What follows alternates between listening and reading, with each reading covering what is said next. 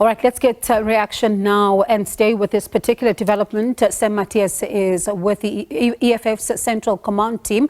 Thank you so much for your time this afternoon. The EFF statement, for example, saying that it is a concern that the cabinet has been increased. I wonder how much pressure is this likely to put on the public purse? Well, good afternoon, Bongi, and good afternoon to viewers at home. Look, this what is so-called Government of National Unity, which is essentially a grand coalition between the ANC and right-wing organizations such as the Freedom Front and DA, is rejected by the EFF. It must also be rejected by all South Africans because it becomes a burden to already strained fiscals of the country. It has no respect, no regard whatsoever to the hardship that the poor masses of our people are undergoing currently because of the mismanagement and misrule of the ANC of the last 30 years. You say further in your statement that the ANC has seemingly abandoned its historical role as a liberation movement in the continent. How so? Well, the ANC of Mr. Ramaphosa today must not be seen as different from Mobutu Sese Seko of Zaire, the most reactionary who enabled the looting and the pillaging of the resources of Zaire by Western imperialist forces. Mr. Ramaphosa is an enabler of right-wing Zionist forces in this country and have rendered South Africa as nothing else but a new colonial enclave, a launching pad, and a base for expansion of imperialism in Africa. And that's how the continent of Africa must treat the ANC and Mr. Ramaphosa going forward. And, you know, others are saying, though, but the president was saying, even at the, you know, when the results were being announced, that, you know, nobody has won an outright majority in terms of the political parties, and saying that South Africans want all the parties to work together. They are seemingly, those who are backing his decision to work with the Democratic Alliance, for example, are saying that there is that possibility that South Africans wanted all the parties at the table together. Look, if the ANC and Mr. Ramaphosa wanted to work with the most progressive political formations that at least are not far ideologically and philosophically from the ANC, would have chosen the EFF and Condoleezza and other parties such as the PAC. The EFF met at least 3 times. This past Friday was the 3rd time that the EFF met with the leadership of the ANC.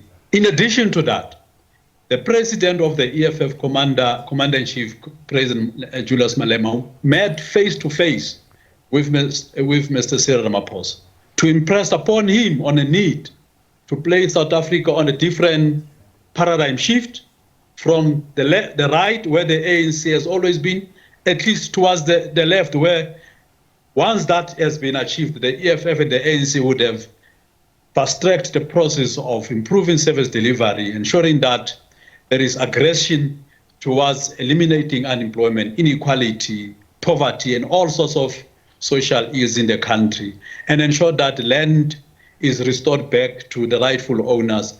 But Mr. Ramaphosa, as usual, because it's a project of neo-colonial, right-wing, fascist and Zionist element in this country, was not impressed about that, had no commitment whatsoever to work with the EFF and other such progressive organizations. What did your leader tell you were the president's exact words?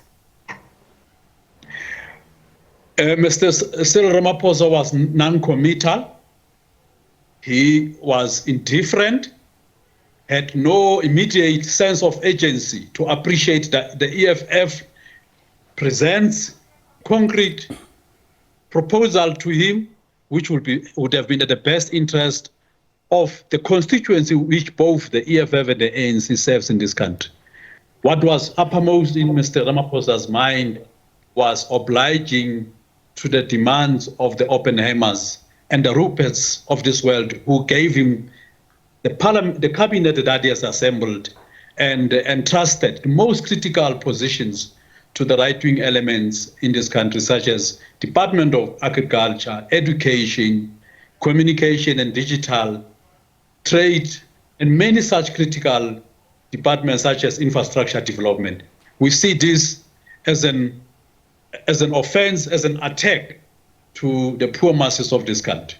What do you say then to those who are looking at the appointment of former Basic Education Minister Angie Motshekga as Defence Minister as well, saying that maybe she's a misfit, but others are saying that she brings a lot of experience?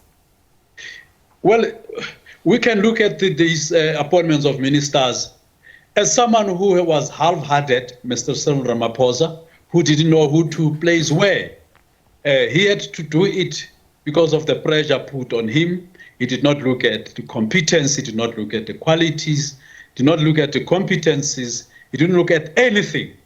All what he ended to do was to assemble a cabinet as soon as possible before the Rupert shows him the door. So where would you say the pressure came from? A deployment of Mayor Angie Motshekga. Where would you say the pressure came from, as you say he was under pressure?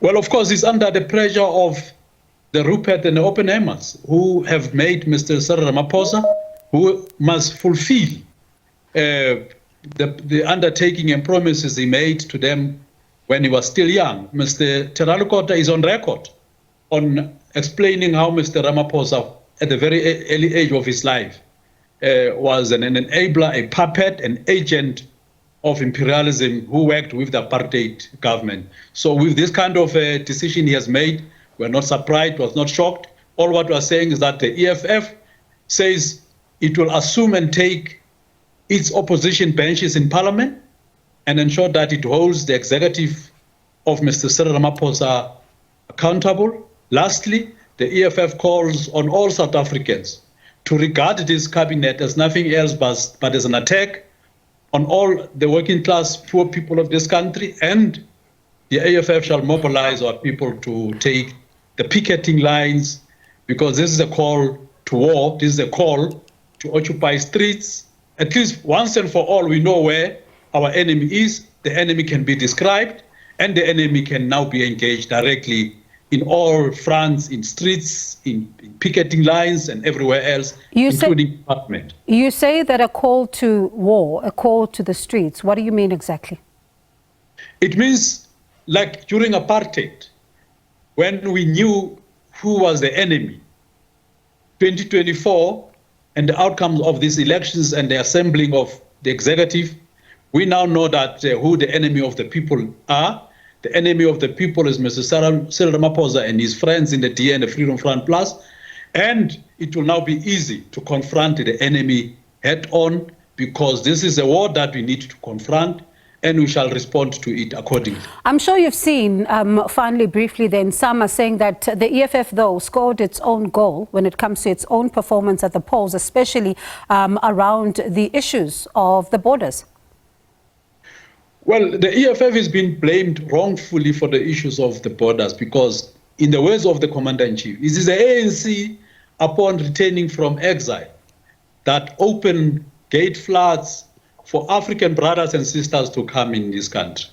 They came with them as their spouses, as their partners, as their kids, and we've got no problem with that, because South Africa is part of Africa, and we shall continue to advocate for a borderless continent where there is integration of the economy, of free movement of people and goods, and ensure that Africa is one and is united under the same command, under the same army.